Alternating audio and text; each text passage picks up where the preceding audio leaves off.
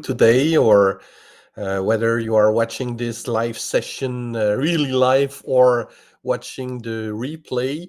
For example, I know that Jennifer does. She promised to watch us from Brisbane, Australia.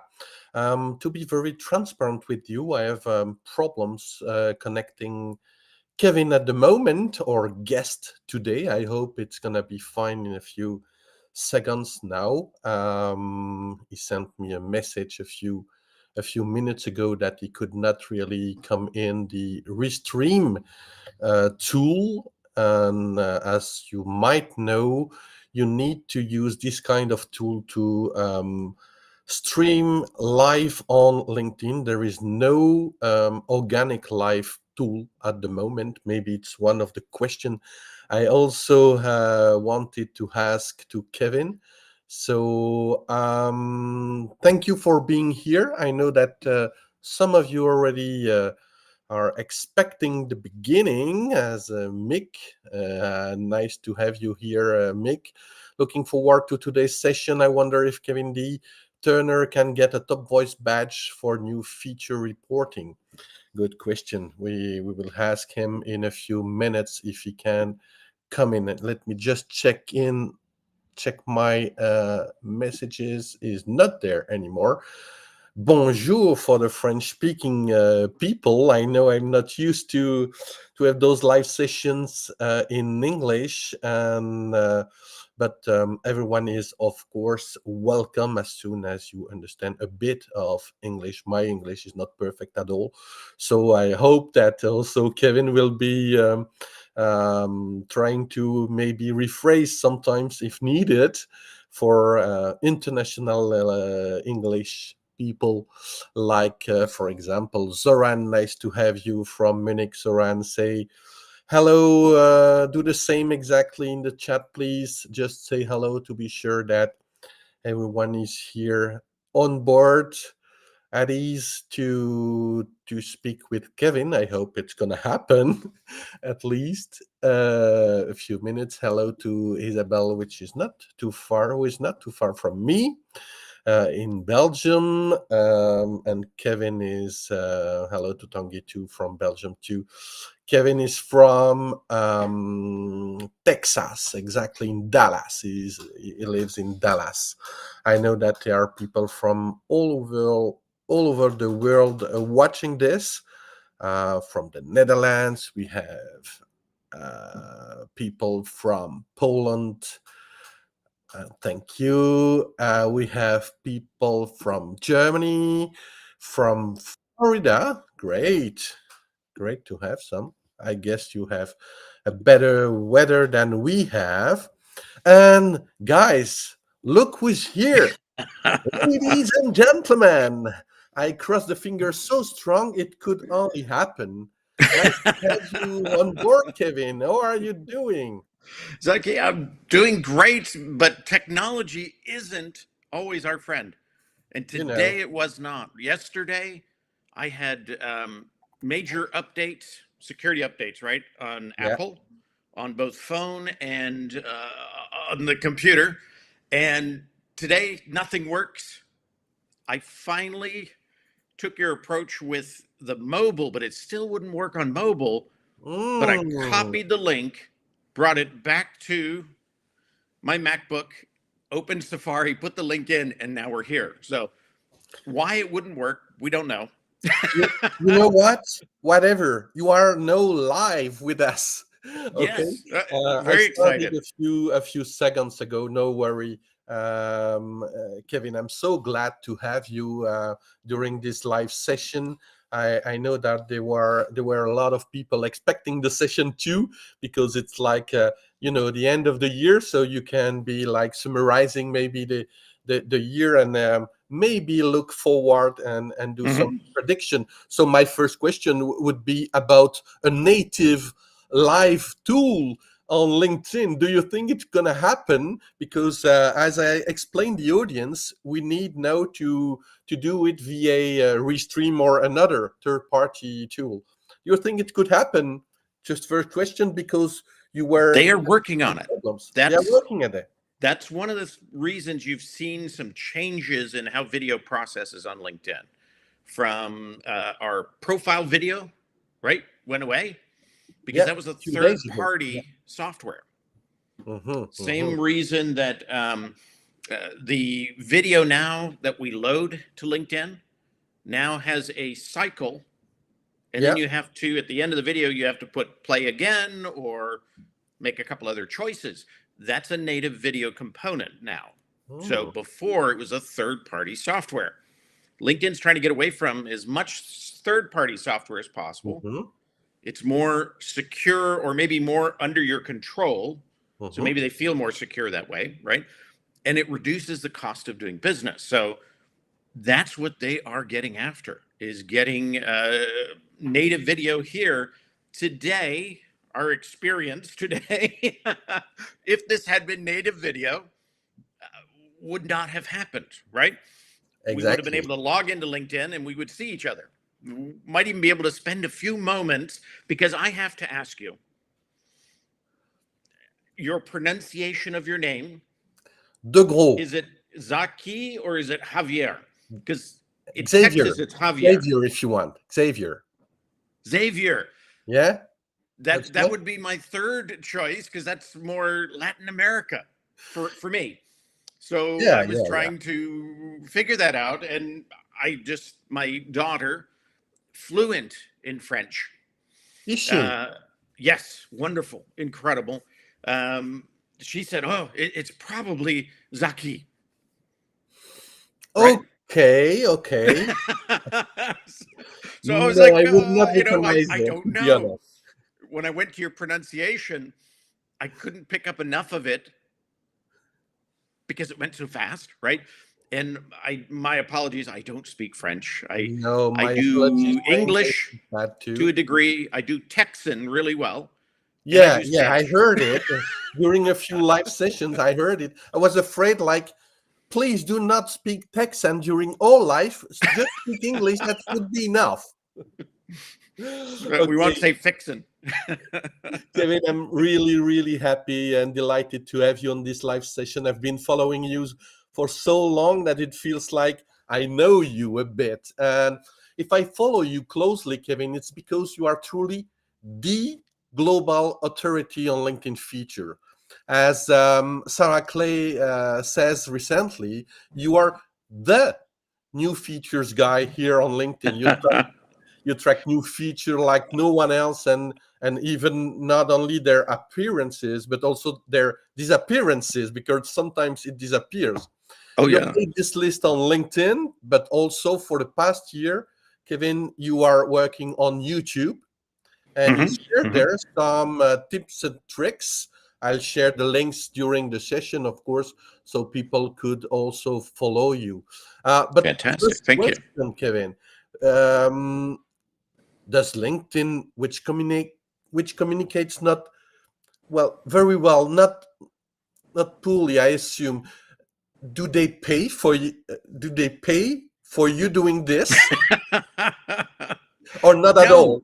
No, but No. I've been on LinkedIn since 2005, active Yeah. almost daily, and it was easy then. It was a very simple site, right? It was almost a resume post. We couldn't even post stuff. We couldn't write articles. We couldn't do anything. Exactly. We could communicate with Messenger, which is the exact same Messenger we have today, almost, right? Still terrible. But you know, I don't know. In a lot of ways, LinkedIn is a wonderful place, right? Exactly. And in many other ways, it is a place where we feel like we're in a community, right? We have home, we have friends. I always consider you a good friend, and I wanted you to know it is with my utmost respect. That's why I'm here, because I do respect everything you do. So, you know, that's why we're here. Thank you very much. Thank you. The other component of LinkedIn is because members are not the core customer. Yeah. We are actually the product of LinkedIn, right? They sell us. It's a good reminder here. Yeah, it's a $17 billion company. and $11 billion comes from selling members to other members. That to me is fascinating. And because of that, LinkedIn, they'll talk to recruiters. LinkedIn will talk to sales navigators. They'll talk to anybody but members, right? They're kind of like, you figure it out. That's why I started tracking new features and sharing them. I used to just track them for myself, and I've got files and files for the last, 20 years. I started sharing them because people kept asking me, what's that? What's this? What does that look like? What's going on here? So I just started making an article, right? And developing out that article, and it finally became part of the newsletter process. But sharing it has been a great, maybe lift of burden, right? Because I now have somewhere I can go back and look, because I can't remember them all. We've got 165 so far this year, and I'm working on trying to clarify 4 or 5 more. I think we'll be at 175 by the end of the year. Okay. LinkedIn doesn't communicate, right? Because they don't have to. We're not the customer. And so at the same time, they don't pay me. No. Back to that question, it'd be wonderful if they did, but then they would probably have so many rules I couldn't say what I want to say. Yeah, you can stay critical. Yeah. And I Regarding don't the always platform. agree with everything they do. I love LinkedIn, but with any kind of love, right? There's also that, you could do better at this. Yeah, you're right. Right? You're right. Sometimes we're the toughest on those that we love the most, right? So, yeah, I don't think I would like to be paid by them, because then they would have too many rules. Yeah, I would suppose to. Okay, thank you. I asked the first question, but of course the audience can ask the questions too. I'll do my best also to share their questions, remarks, and comments, of course, as some of you already started to do. First question from the audience would be from Linaire. As we both know Linaire, and there are a lot of Absolutely. other LinkedIn experts in the audience today. Linaire asked you if it's really been a year of record-breaking number in terms of new feature, or is it much more that the LinkedIn community has become better at spotting and reporting them? Good question. Is it a record-breaking year first, and then what do you think? Do you think that because of there are no so many people and so many LinkedIn experts, we are spotting every single change on the platform, or is it really new features that we have? It is really new features. Yeah. LinkedIn, because when they were purchased by Microsoft, right? Yeah. Microsoft, very much an American business, everything has KPIs, right? You have to have your key performance indicators, and we're going to give you your key performance indicators, LinkedIn. And basically, they ramped from, you have to do 50 new features a year. That was a few years ago. To now we want 100. Now we want 150, 175, whatever. They don't tell us, of course. But I do know from insiders have told me they have a new LinkedIn feature quota. So they have to produce a certain amount of features every year, and it's ramping up because Microsoft believes that the more LinkedIn evolves, right, the more value it has. Now, that may change in the coming year. We'll see, because I think the focus on LinkedIn is changing a little bit, more towards bringing in more AI to do things. Yeah, we'll speak later about it. Yeah, and AI also in the background, right, that we don't see, that are technically new features. I mean, they're doing everything now from before you complete a post, before you hit the submit, they're already reading that post to see if there's anything in there that's naughty, right? That's against the agreement that we have with LinkedIn. We won't talk about that. We won't do that. They're already looking at that within milliseconds, and they can stop that post, show it to nobody. You think you posted it, nobody's going to see it. It goes away, or they might even dissolve the post completely. They're doing that all by AI. So they're doing a lot of new features now that we're not even going to see in this realm of AI.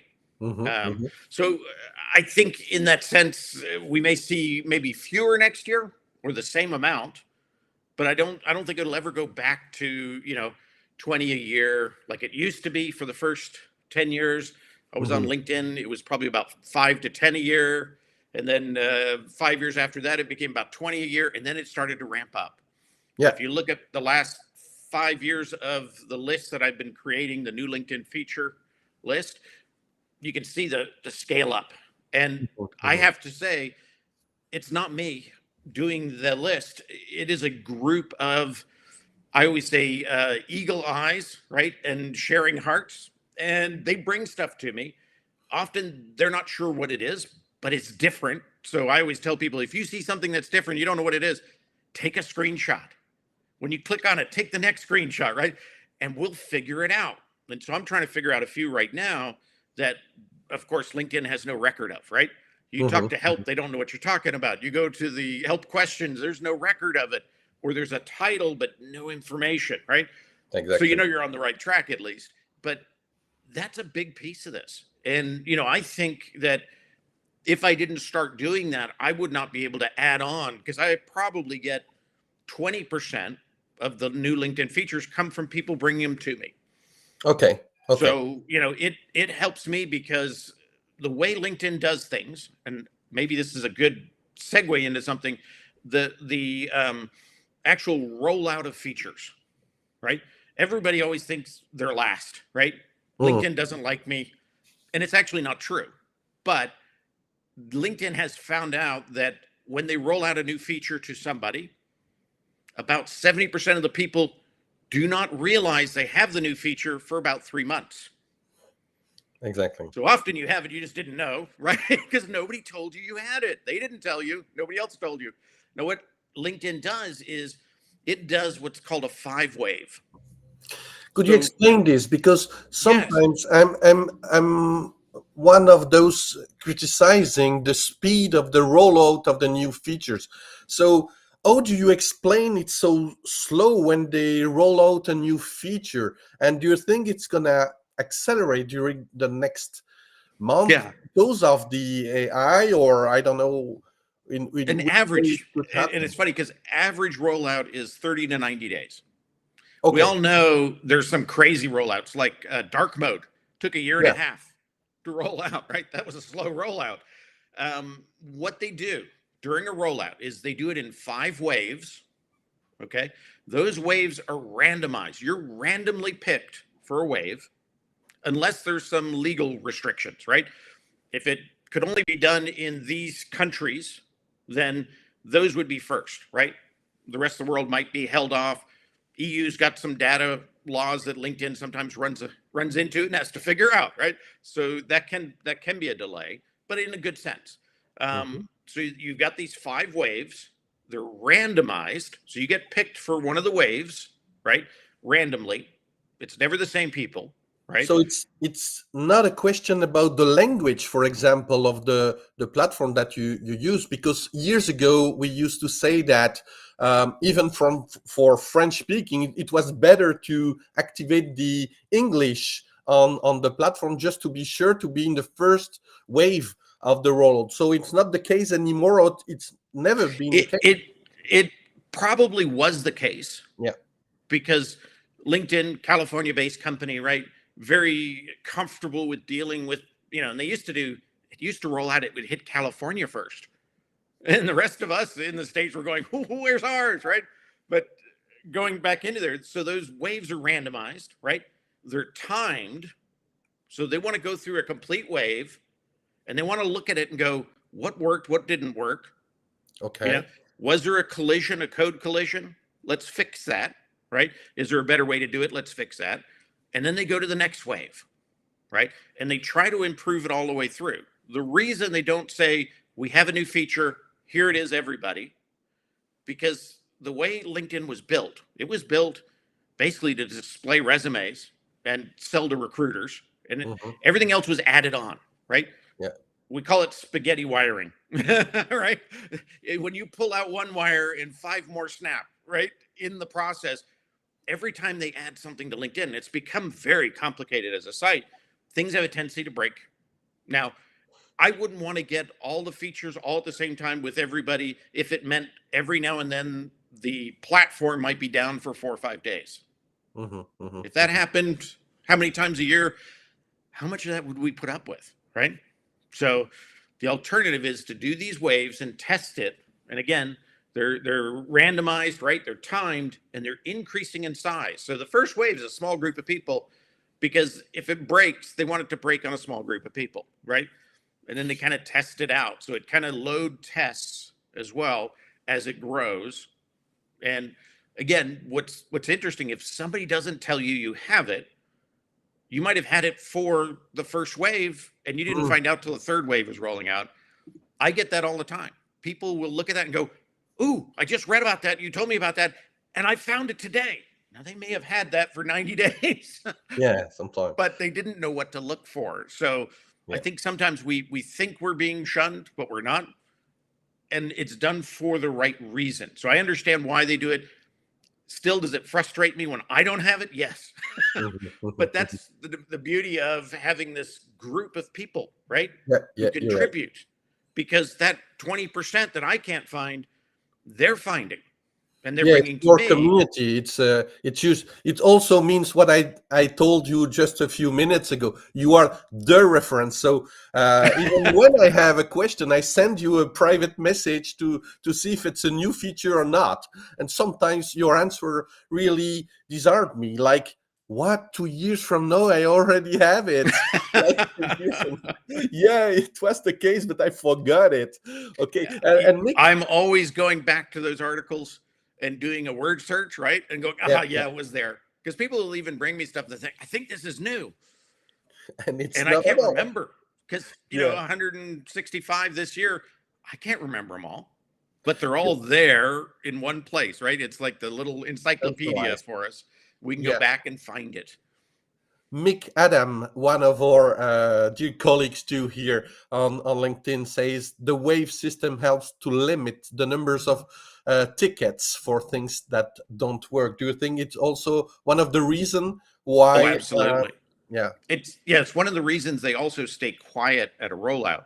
Because if you create a rollout, right, and I'm not in the first wave, the first thing I would do is I would go to help and go, why don't I have this? And help would have to write up a ticket. They'd have to respond back and forth. You don't have it because it's not your turn. And they don't like to give up that information, right? If we all heard about it, then we'd all be pounding on help and we'd blow up help because help's in bad shape anyway. That's why when you hear a LinkedIn, an actual employee of LinkedIn, a VP of product, whatever, when they say we've got some new features and you read the article, and if there were 10 new features in there, 9 of them you've already heard about. You already had them, right? Or you know about them. You might find one more that, I just didn't know it happened, but I do have it. They won't talk about it until everybody's got it. And at that point, is it a competitive advantage? Yeah, you're right. Everybody's got it.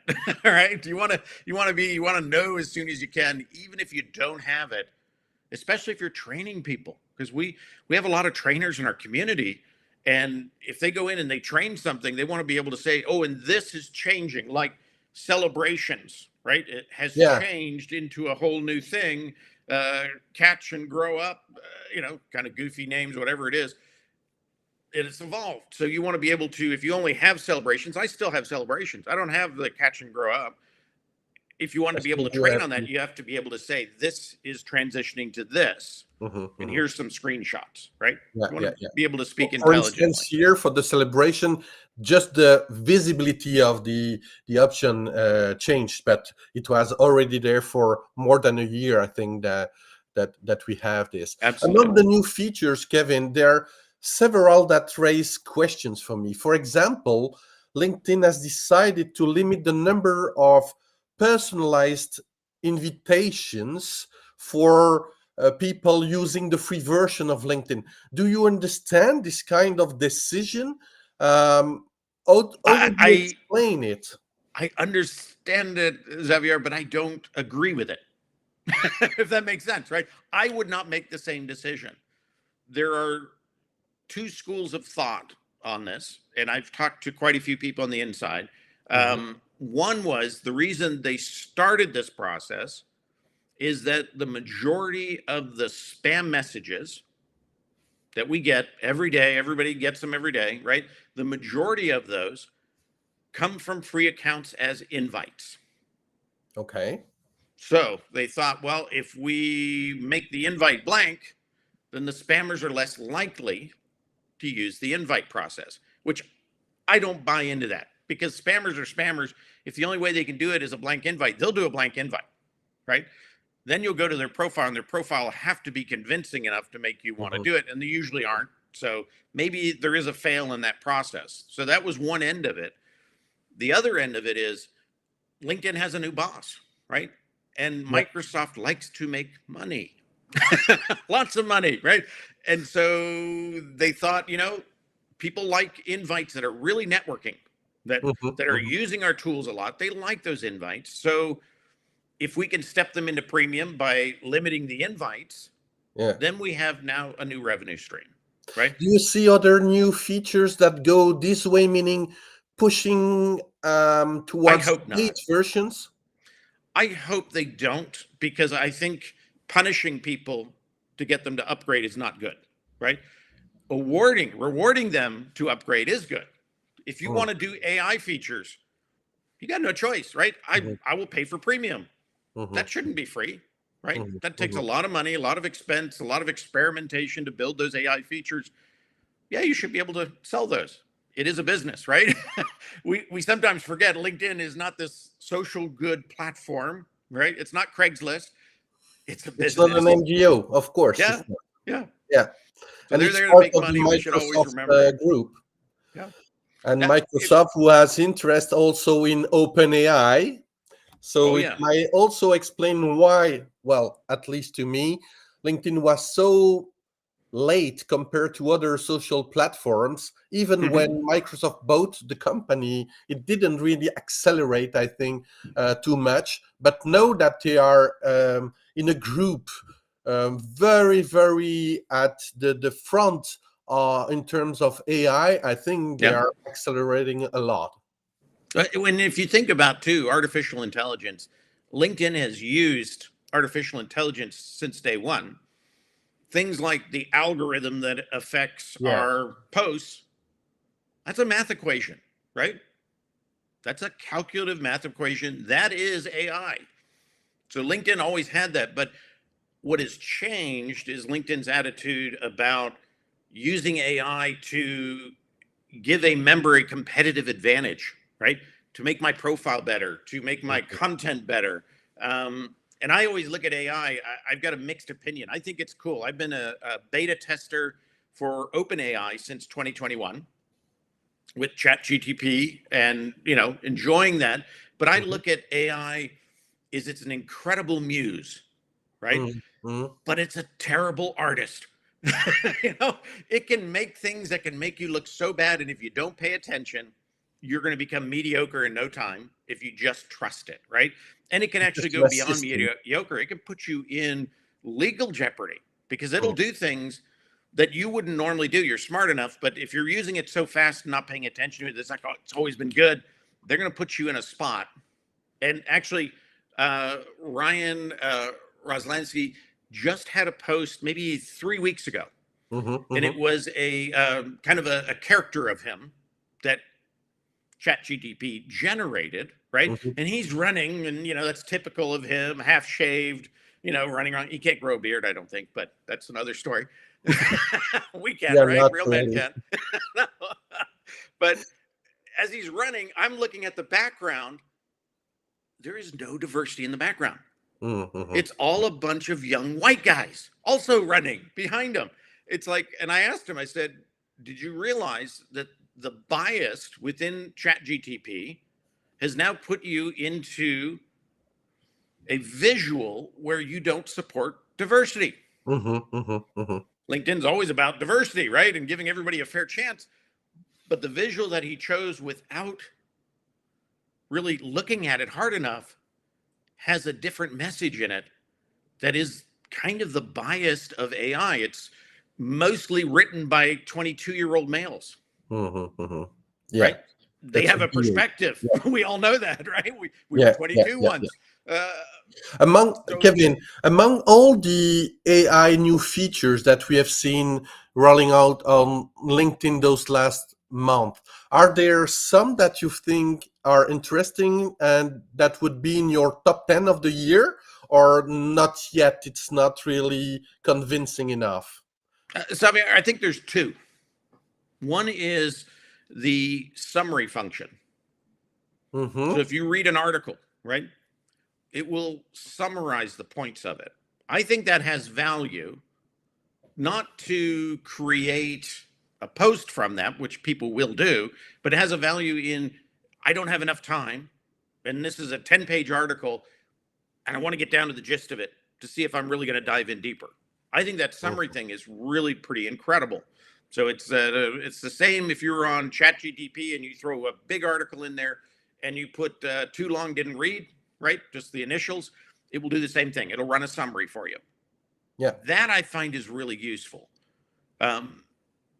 Xavier, the other AI feature that I think is great is the job coach feature. And that is and you in made the sense also a video about it. Yeah, about really helping individuals apply.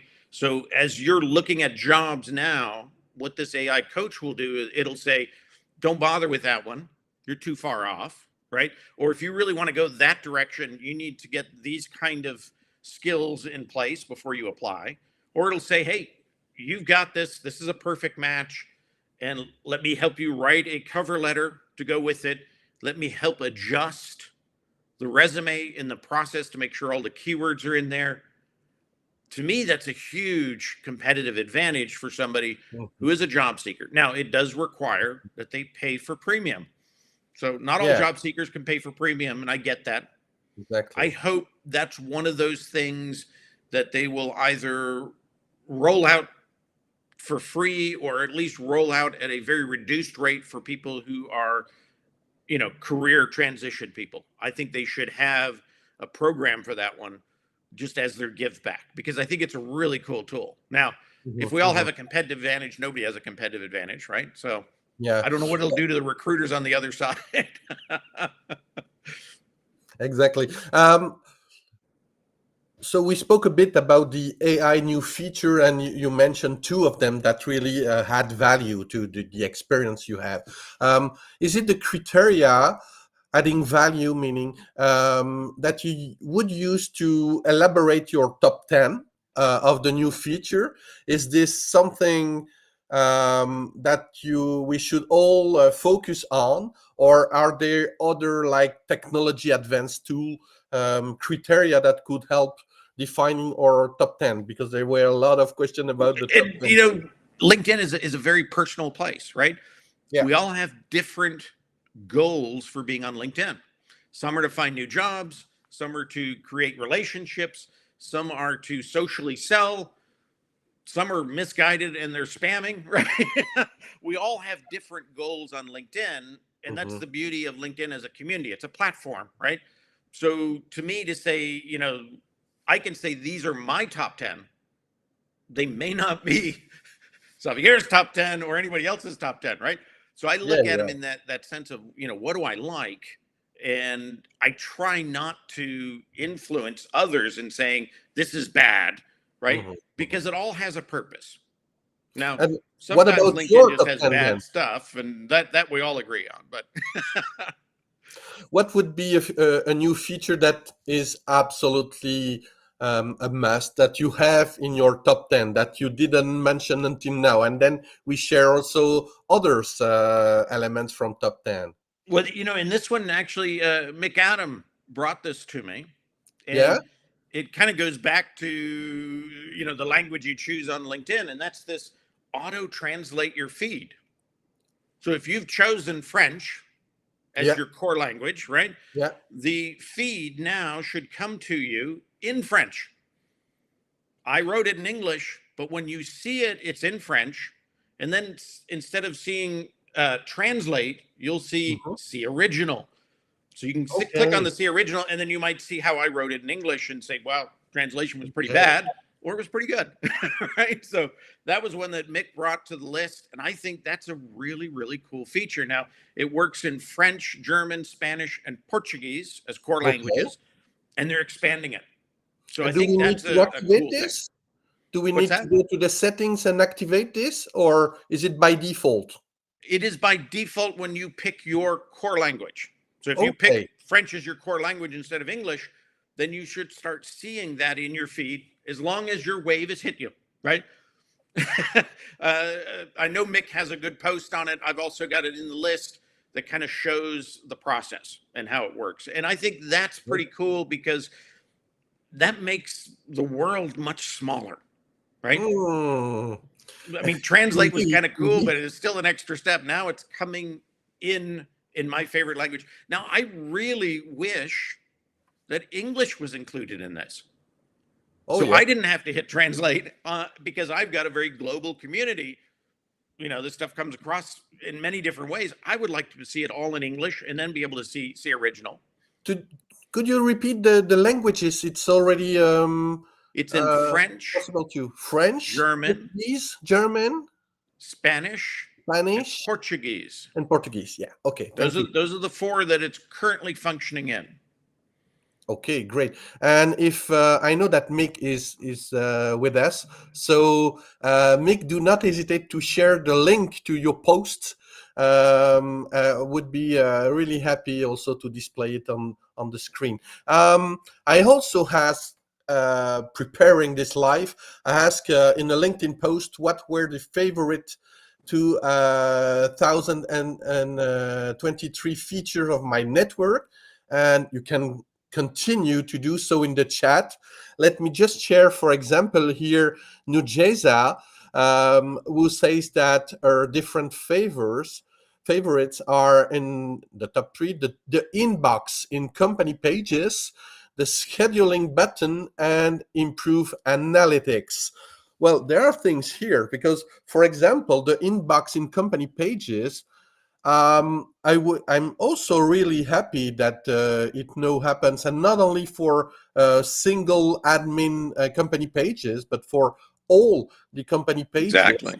But I was wondering, do people will really use this? Do you think that people will contact companies via their LinkedIn page? What's your opinion on this? I've had it active on a couple of my pages, Mm-hmm. You and I've already only see received messages coming in? only from other LinkedIn enthusiasts, right, that want to test it. Those are the only ones I've gotten.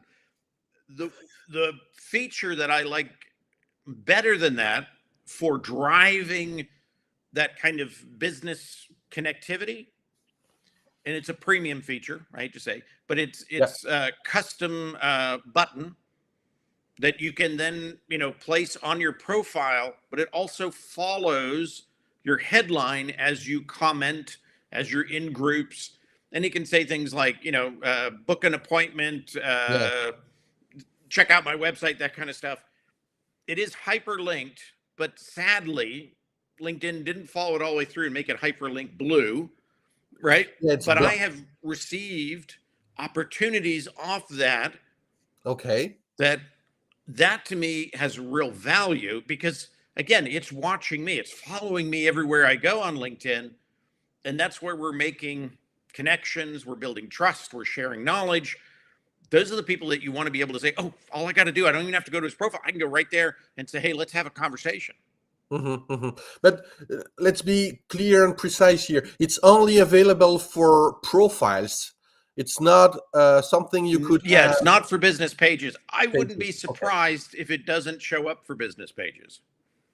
Makes sense. I would also be very surprised because it would be really a premium feature for company pages, and we both know that company pages are really asked for giving some money to have extra features like for recruiters, for salespeople. In the list of Nujeza, there was also something interesting in the top 3, the improved analytics, which is only for creator mode. I think. What do you think about it, and more in general? How do you see the evolution of these creator mode? I think that this year has not been so much new features, etc. for creator mode. It was more the case a year or 2 years ago. And again, I think this naturally grew internally because they wanted to get more people creating content. Mhm, mhm. The issue now is they almost have too many people creating content, right? If you think about our feed, it's a funnel. You can only cram so much into the funnel before you get overflow, right? It's like a Mhm. sales funnel or anything else. If you try to push too much in there, it all can't come out the little tube at the bottom, right? And that's our feed. And so I think they looked at that and said, maybe we should slow down a little bit on this. We've got enough people creating, and I think the basically the intensity of AI created posts has really flooded the system on top of all that, right? Mhm, mhm. So I think they've kind of stepped back a little bit on creating in the sense of providing tools for it. And I think now what they're trying to do is they're trying to provide knowledge on how do you create Mhm, better content, right? So they've changed their direction a little bit. So now it's more about helping you create better content, mhm. which has value. So I think the program has evolved. Okay, okay. And do you think it's gonna still evolve in the next few months? That I it think it'll must like focus, yeah. it or not? Yeah, I think it'll focus more towards creating good content, and Okay. giving value there. Um, yeah, I don't know where it goes. I think it We had see. grand plans and it didn't quite work out. And sometimes that happens in business, right? Yeah, yeah, yeah. You're right. Another one. So Nurjeza was writing from Philippines, and Yeva is writing from Latvia. For her, the top five is scheduling both from private and company page. Yeah, we forget it already, but it's been a new feature of this year, I think, or Hmm. late 2022. I don't remember exactly. Following engaging from company page. I think it's older than 1 year. Yeah. Engaging from different profiles within one post, organic search filters, and premium analytics too. Is this one of those top five of Yeva also in your top 10, let's say? Um, I don't have any of these in my particular one. And I look at premium analytics, creator mode analytics. They're measuring the wrong things Why? Just explain me. because they're measuring vanity, feel good, thumbs up. Impressions? Yeah, how Yeah. many people looked at it? If I'm there to run my business, to build relationships, I want to know how many DMs came from this, right? Mhm. How much So connectivity it's did I more the make in that conversion sense? of what you do and not only the Exactly. vanity metrics. Yeah. And that piece is very trackable, and they can definitely do that. So I Mhm. want to know more about that. I want to be able to zero in on my audience better than what they provide. So I think they're a lot better than they used to be, but it still Mhm. could be better. I was looking at a year in review, right? And I noticed it doesn't say how many posts I actually posted. And I realized I Yeah, didn't you're right. keep track of it. And the year before, I used to post about 4 times a week. Mhm. I scaled that back to somewhere between 2 to 2.5 a week, right? And my overall impressions were the same.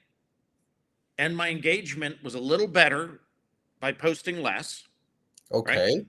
But I would have In loved to have been terms of able to volume, you say mean, or the rate of it, or the volume of interactions you are speaking about? uh, both Both. impressions and engagement. By posting less, for me, I Mhm. actually created the same levels. So Okay. basically, what that means is less work, right? And I had more Efficiency, yeah. posts that were at bigger levels this year than I did last year. And I think some of it, they always say, distance makes the heart grow fonder, right? If I see you every single day, I might be like, Xavier, you got to go, right? If we see each other once a week, like, how are you doing, right? Yeah. So I think sometimes people forget that, even in posts, that goes on, and they need to start helping people understand those kind of metrics, right? Mhm, And they're mhm. not there. And so I would love to be able to see comparatives like that, hey, you've changed your cadence and it's actually created the same or better. right? Those are kind of metrics I would like to be able to see. How do you explain it's not already the case? It's not available because they have this kind of information. It's a useful one. How do you explain it takes so long before even think about it or trying to at least test it in Yeah. for a few Some profiles? of it kind of goes back to LinkedIn when they put money into stuff, because everything they do costs money, right? They want to spend just enough to keep us happy as members so they can sell us, right? But not so happy, that they're spending all their money, because what they want to do is spend their money on doing the tools that bring in income, Mhm, like mhm, Recruiter. They're spending tons of money in Recruiter. Sales Navigator is spending tons of money, campaign, advertising. That's where they're really putting the big money mhm, behind the platform. The other stuff is kind of icing on the cake to make the members happy enough to stay so that they mhm, have something to sell. mhm. Right? Does that At make least, sense? yeah, yeah. So the free profiles are much more like the first step of the conversion to the premium one, of course. They would like that. They would Yeah, like to see yeah, yeah. that change. Do we have an idea of the proportion of profile that pay for LinkedIn that are in paid subscriptions amongst all the members? They say that they are a billion one. Yeah. We all know that they are not all active monthly, Or uh, even real. or sometimes even real. You're I've right. met a few of those every day. Yeah, yeah, yeah. And also, I had to delete bots messages trying to redirect traffic from this live to another one. So Mhm. I know that there are a lot of bots and fake, etc., etc. Do you have an idea of how many? What's the proportion of paid members versus the free ones?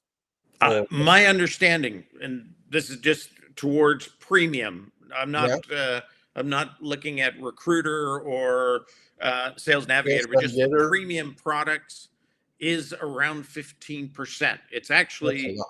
the world's largest membership program. You think of like British Airways or France Air France, or all those membership programs. LinkedIn is the world's largest membership program. So that, Elon yeah. Musk is just dreaming about having this kind Oh yeah. of proportion all of all X. platforms are. LinkedIn is the Yeah, only social media platform that has been wildly profitable since the first year. yeah, you're right. Facebook hasn't made any You're money right. yet. Twitter just loses more money every year, right? The other platforms, they're not Yeah. making money. They're Mm, paying mm, some mm, of their bills, they're paying some of their executives, but they're not making money. LinkedIn has been mm. wildly profitable, and it's really based Yeah. on the fact that they understood who their customer is, and what they had to then sell to get there. And so they've been really smart on that sense. Question of Mohammed here. It's about the new. He has a question for you, Kevin, and maybe for me. It's about the new algorithm update. Which one? There are so many.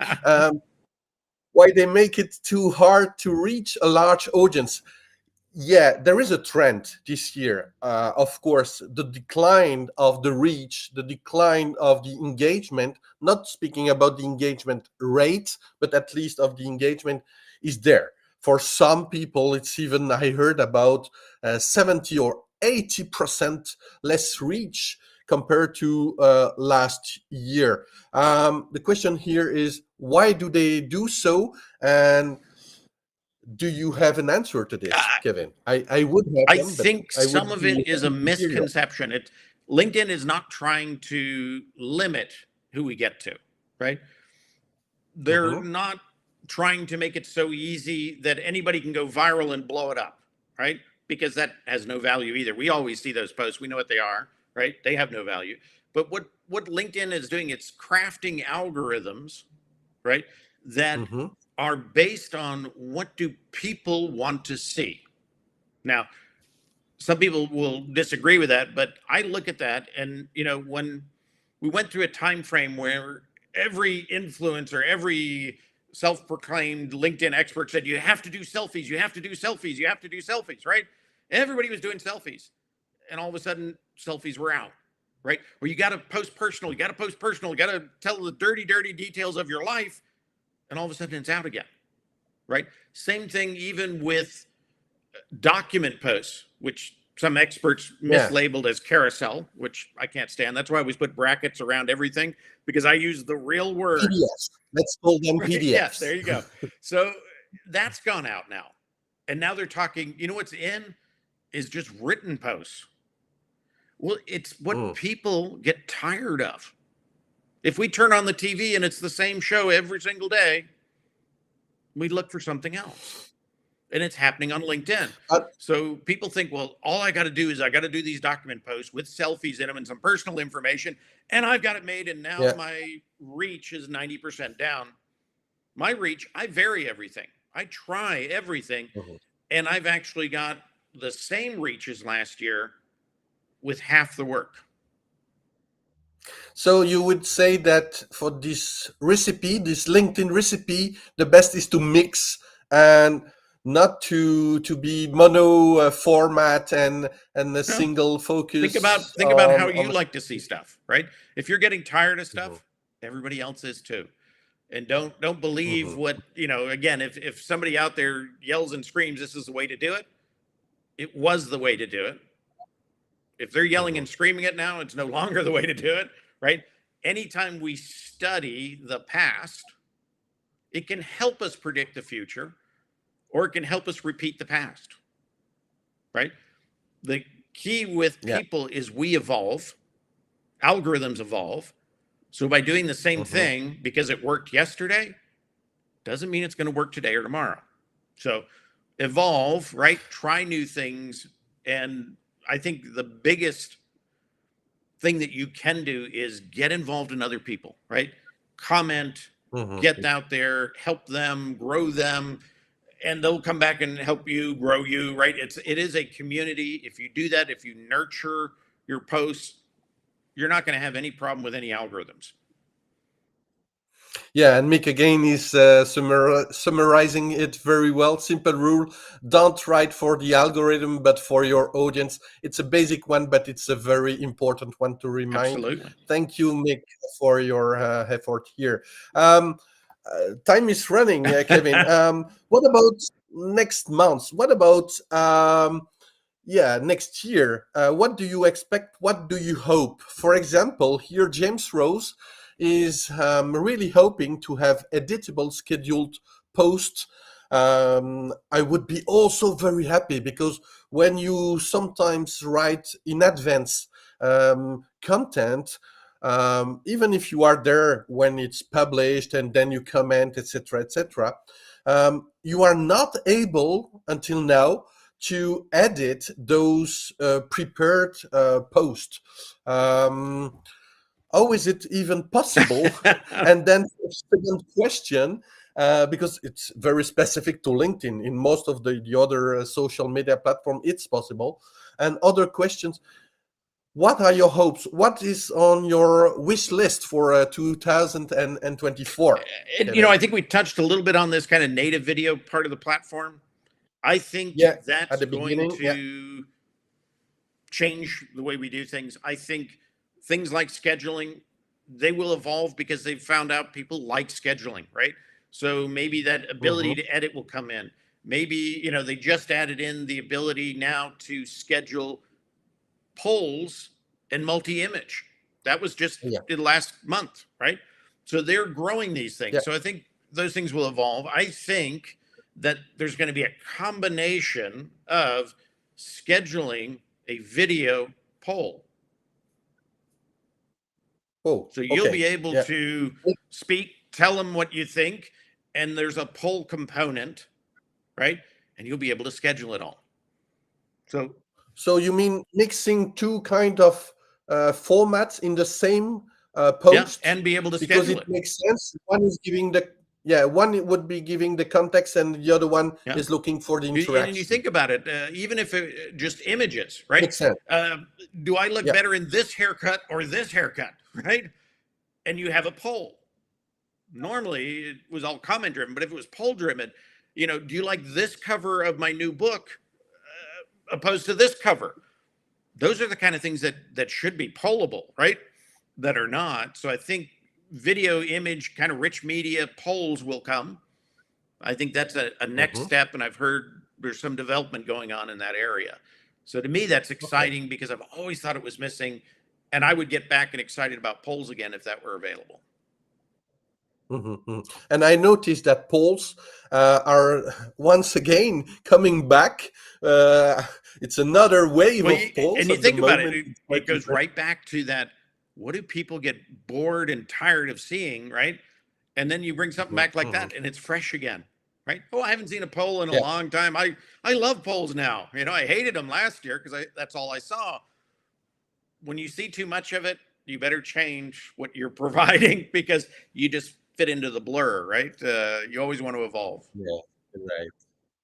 I also ask Richard. We both know Yeah, Richard van der Blom, absolutely. who is this algorithm specialist on LinkedIn. For Richard, the most wanted feature would be a searchable saved post Hmm. tab. It's a great one because when you save post, then it comes in the saved items. Then you need to click on the post Yeah, it's a tab, little and you clunky. cannot. Uh, Absolutely. Yeah, yeah, yeah. You're right. You're right. The second one would be insight in bell ringers and post savers, meaning who ring the bell of at least how many of them ring the bell. I'm not sure about the efficiency of the bell anymore. What do you think? It actually has some issues, some collisions with some of the ranking algorithms. That's a Okay. problem. And the same thing with hashtags. They've got to find a way to unite all of that into one system, and it's all done by different product groups. Silos within LinkedIn cause kind of bad performance on a lot of this stuff. Mhm, Yeah. mhm, mhm. But I suppose they are working on it. Filters to scan incoming invites. Maybe Mhm. the artificial intelligence could help here. They absolutely, Um, and they are working on that, which I think is okay. fantastic. And they're getting better. And if you do get something like that, I don't report it as spam anymore. I now report it as nefarious phishing because it kind of steps up a Mhm. level, and I'm getting them to now respond to it. So they have a different set of bots, I think, that look at phishing because that's the thing that's blowing up LinkedIn is all these phishings that they're stealing accounts with, right? So they've got more concentration. So do it as a phishing. Same thing. They want some information from you. That's phishing. That's spam. It's the same thing. Report it as phishing. And then if they come back with the bot response, it didn't violate, respond back to it. That same email, respond back and say, yes, they did. Here's how they violated. And you will get them knocked out. So I've been having great success getting them knocked out that way. Yeah. Okay, okay. What do you think about the automation tools? And there are a lot at the moment. They are contrary to the terms and conditions of the platform, but they are still there. I heard that LinkedIn won a trial Mhm. in the United States quite Against recently, two but pod groups that were automating yeah, comments. Yeah. Pods Group. Yeah, yeah, yeah. How do you see this evolve? There is also, I don't remember, Mick might help me Mick here. has an I incredible don't list. remember the name of, Mick has an sorry? incredible list of automation to stay away from, which I think is fantastic. Yeah. And also is in contact with another specialist of the Hmm. post. I don't remember the name right now, but he could help me here. How do you see this evolve? Because LinkedIn is absolutely aware of this kind of wrong usage of the platform, but it's still Hmm. there. And for some, it could be really frustrating to see such successes compared to organic um, usage of the platform that don't really perform like Yeah. exploding. I think a couple things are going to happen. A lot of these automation programs, what they are doing is they're blocking fingerprinting, right? So that when they come in as Yeah. a program and they're basically coming in under your sign in, right? When they come in, they block fingerprinting so that LinkedIn can't tell what the program is. All they can tell is Xavier was the one who did it, right? That's why the member is the one left Okay. holding the bag because LinkedIn can't tell because they're blocking fingerprinting. Now, you can look at a lot of these programs and top ones are all doing it. If they're doing that, they're doing something nefarious. Programs now, AI programs that'll help you do this, help you do that, help you write better, help you put bold stuff into your stuff. Many of those programs, especially the free ones, are scraping data under your name. So it's not free, and it is a violation. And LinkedIn can't catch the program because they blocked fingerprinting, but they can catch you. That's why LinkedIn always says, we can't tell you, we just know you were using automation, because they can see the files moving, they can see the tapping into that particular information, and they can see you doing it, but everything else is blocked through fingerprinting. That's why it's the member who gets caught. And normally, if you look at those companies, if they've got a business page, if they've got a website, they'll say all sorts of things like, it's safe to use and this, that, and the other. And if they're not on the list, there is a list of approved automation by LinkedIn. There's 140 companies out there that you can use on LinkedIn that do automation because they've signed up to be responsible with LinkedIn, to use the API correctly, not to do fingerprint blocking. If you use any of them, you're safe. They're not the ones that people want to use. I mean, like Hootsuite was in there, right? Which was great before you could schedule anything. Yeah. It used to be, that was the thing. No, I think it's much more interesting within LinkedIn itself to schedule. But at least we don't have this timetable there, but at least it's free. It's free, and it's not free anymore on Hootsuite, for example. Okay, time is running. Really, we are already at the end of this live, unfortunately. Really want to ask everyone who has been following us to thank you, Kevin, in the chat. You volunteered your time and provided us with a lot of value again and during this conversation. Thank you very, very much, Kevin, for being with us today. How could we continue the conversation with you via LinkedIn, I imagine? Absolutely. I mean, follow me. If you engage with me, we'll usually connect. So follow first, connect later. That's how we normally work. If you want some really incredible insights I think nobody else shares, go and subscribe to my YouTube channel, because there's things on there that will skyrocket the ranking of your profile and everything else that nobody else is telling you. And there's simple things. I look at LinkedIn as a database, and there are best practices for that process, and I give them away in there.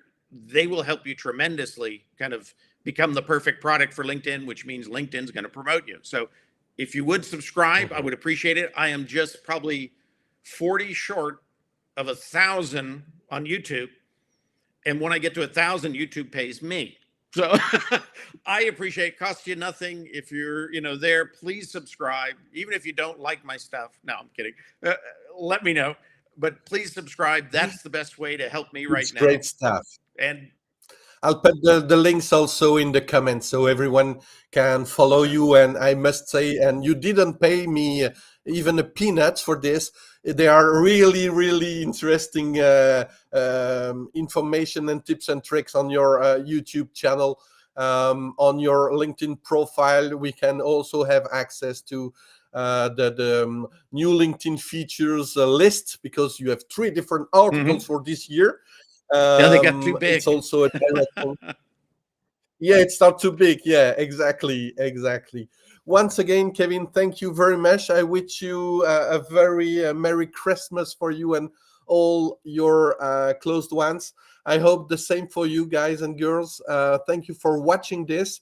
Maybe I see you in a month from now for French-speaking people, because I'll do a live with 2 French women that are really inspiring in terms of public speaking. I also share the link in the comment. Thank you, everyone. Have a nice Christmas period time, holidays, etc., etc. See you soon, I hope. Thank you. I enjoyed. Thank you.